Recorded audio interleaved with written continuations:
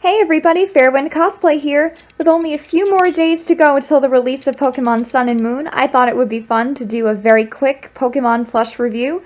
I have a number of Pokemon plush toys in my collection starting from 1998, and I thought I would share them with you as a celebration of Pokemon then and now.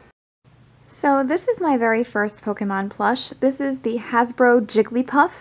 I received this particular plush at a Pokemon birthday party, I believe in 1999, so she was the very first one in my collection. Jigglypuff no longer has her tag. She's got a couple pulls and odd bulges in her fabric, but her mouth and her eyes are still painted on pretty well, and overall, I think I've taken pretty good care of her over the years. Next up, we have the Hasbro Evie plush. I received this Evie around the same time. There were a lot of Pokemon birthday parties when I was a little kid, and these guys were the big favors that were handed out at the end.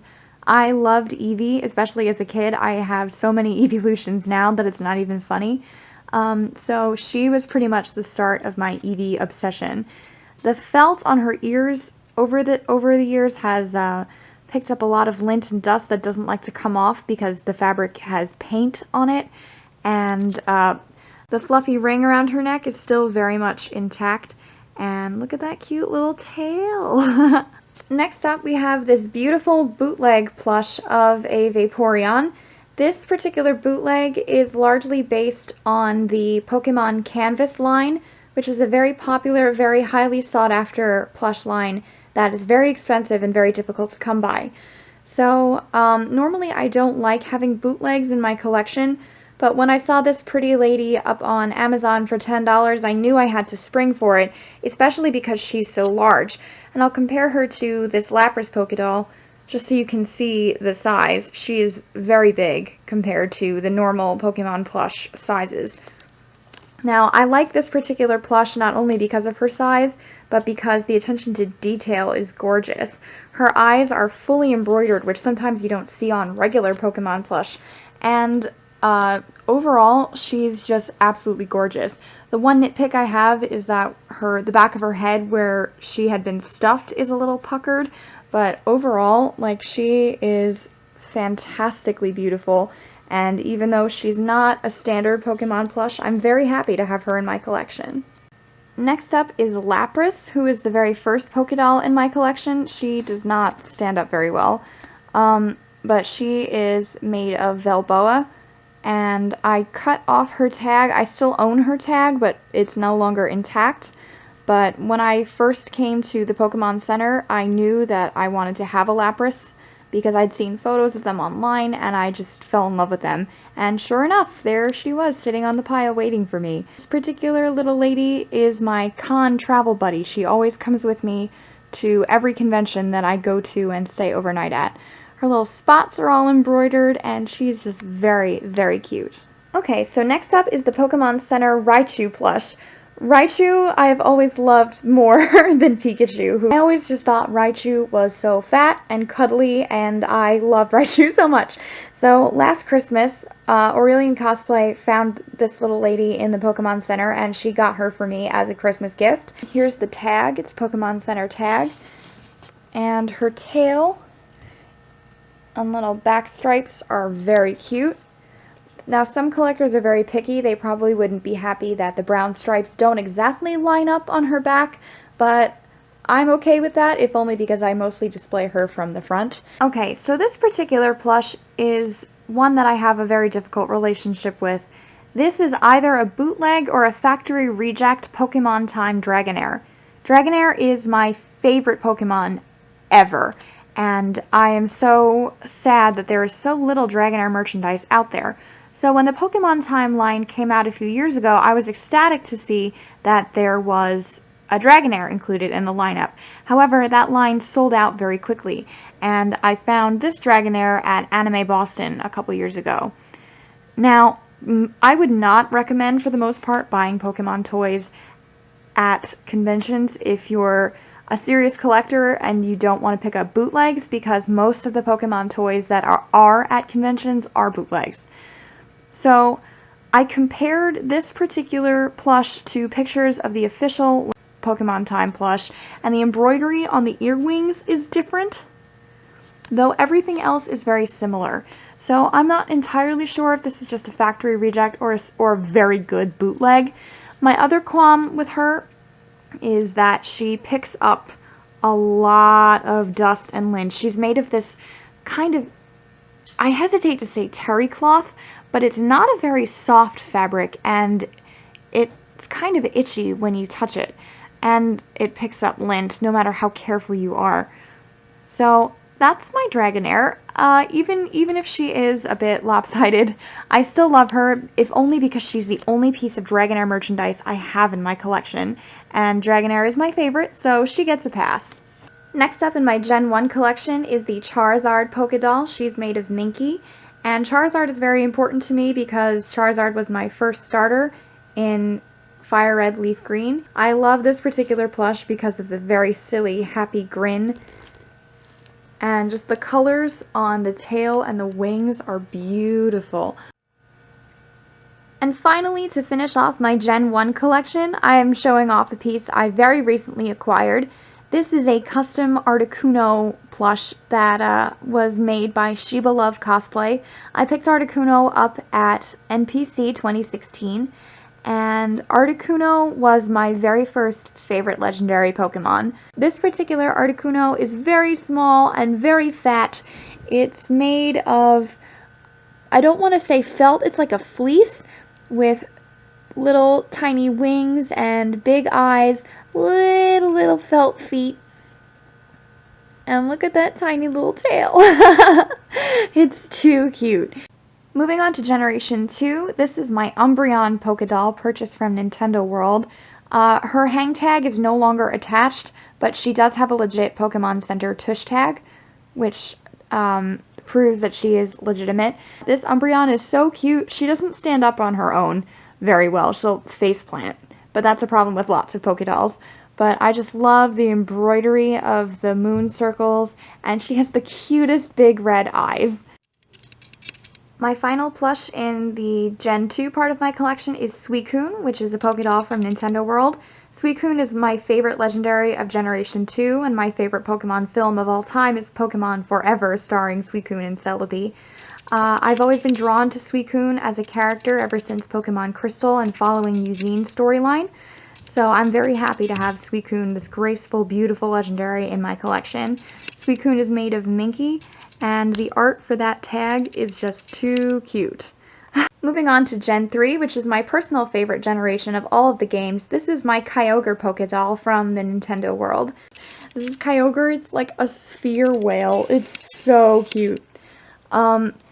It's made of Velboa, unlike most of my Pokédolls, which are Minky fabric, but what's really cool is that these ancient markings are kind of like a raised, almost vinyl, which really contrasts with the embroidery on the eyes. I thought that was a really cool touch. The final plush in my Gen 3 collection is Latias, aka overprotective older brother. I feel Latios on a spiritual level, the way he's always looking out for his younger sister, and his role in the Pokemon film featuring him and Latias is so tragic. I just want to hug him forever. So Latios was added to my collection from Nintendo World in New York City. He is also made of Velboa because he is an older Pokédoll, but he has beautiful embroidery on his eyes. There you go. He has beautiful embroidery on his eyes and on the triangle symbol on his belly. He is not supposed to sit up like this. He's supposed to be able to glide like in airplane mode, but of course he doesn't sit up that way. So normally I just display him like this so you can see how cute his face is. And here's his Pokemon Center tag. Starting off Gen 4 with Mantyke from the Toy Factory. I purchased Mantyke at a convention, I think it was Otakon 2012. Not because I have a particular connection to Mantyke, but because it was $5 and it was cute. So this Mantyke is made of a similar fabric to what my Dragonair is made of. It's like a terry cloth, but not quite. But the embroidery on his eyes is very cute, and I really like how they did the smiley face on the back of the plush. Now, his little antenna guys don't stay up very well. They kind of flop forward and back, but you can check out the tag here. So this is an American-made plush, and even though it's not my favorite, he's still really cute. Next up is my Jax Pacific Piplup. Piplup was my starter in Pokemon Diamond, so I knew I had to pick one up and add her to my collection. I even named her after my starter. She no longer has her hang tag, but her tush tag says that she is Jax Pacific. She's very cute. She's made of largely minky with some felt, like on her chest piece, but it's a very thick, sturdy felt as opposed to some of the thinner felt that you'd find on a lot of like game arcade plush. The little crown on her face is nicely embroidered, and she has some beans, so she's a little squishy. Here we have my Nintendo World Pokédoll Giratina plush. I love Giratina, and I saw this grumpy face, and I knew that I needed to take it home and put him under my wing. His name is Mr. Grumpy because he is always grumpy.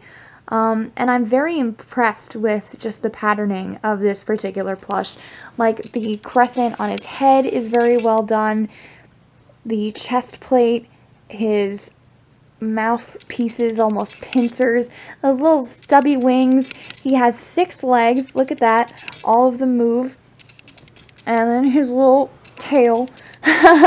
His vinyl pieces are similar, if not the same material, to the vinyl pieces on Kyogre. What really gets me is his face. How can you not love him? The last plush in my Gen 4 collection is Glaceon. She is probably the most expensive plush I have in my collection because she is the Japanese release. I bought her from a local collector, and I'm very happy with her. I think she was money well spent. So here is the beautiful star-shaped tag in Japanese. Starting off Gen 5 with my Takara Tomy Blitzel plush. Blitzel is my favorite regular Pokemon in Generation 5 because I love horses and I love the electric type. So this little zebra won my heart from day one. I was looking for the Pokédoll and couldn't find it anywhere. And Aurelian searched high and low at Anime Next for one, and even though she didn't find the Pokédoll, she found me this guy.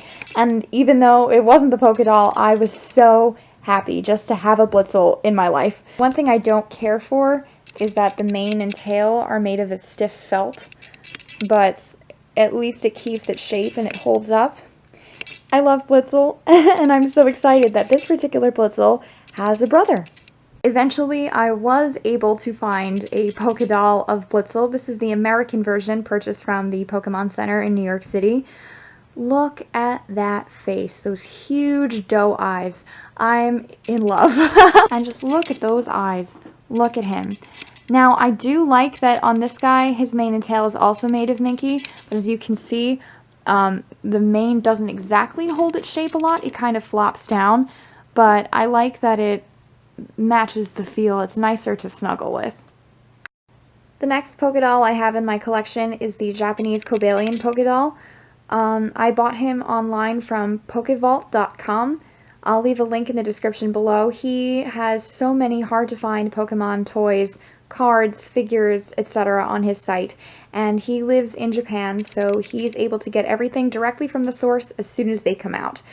Cobalion is one of my favorite legendaries of Gen 5. I enjoyed the Musketeer arc. I like that Cobalion is strong and resolute and distrusts humans, and that you need to befriend and show him honor before he will join your team. I love the colors on this beautiful plush. It has quite an intimidating profile, which I think they were going for. He just looks very displeased at the entirety of everything else that he sees. Here's his beautiful Starburst tag, and this is the Japanese Pokédoll tag. Finally, the last member of my plush collection is Zekrom. I don't have any plush toys from Gen 6. Aurelian has an Esper, but that's the only one we have. But I thought it would be nice to end off with the version legendary Zekrom. I had Pokemon White, and I was fascinated with the storyline of Black and White in particular. Are Pokemon truly our partners, or are we abusing them for our own means? I love Zekrom. He is a bigger size Pokédoll, so he towers over the regular Pokédolls in my collection. For example, here is Zekrom against Blitzel. So you can see that Zekrom is quite a bit taller. Now Zekrom is done beautifully. His eyes are stunningly embroidered all the way through. The embroidery on his chest plate and all along his body is so well done. There's little paw pads, there's chest armor here, which you have to pick him up to spread and see. Just the lines on the plush go all the way down and around. It's beautiful. His wings move. They have detailing with little dorsal fins on top. Then his rocket airplane butt tail is so cute. It's fairly squishy. It goes from the fabric change from the minky to this dark gray, back to the minky with little dorsal fins, and then back to that stiffer gray fabric. But overall, he's just absolutely stunning. He stands up very well, and of course there's the trademark bit of blue, which is also minky fabric. He is beautiful. Thanks for joining me on my Pokemon collection tour. Let me know in the comments which of my plush toys are your favorite, and if you collect Pokemon merchandise, what's your favorite piece of your collection? I hope you enjoy the release of Sun and Moon just as much as I know I will, and can't wait to see you in the next video. See you around!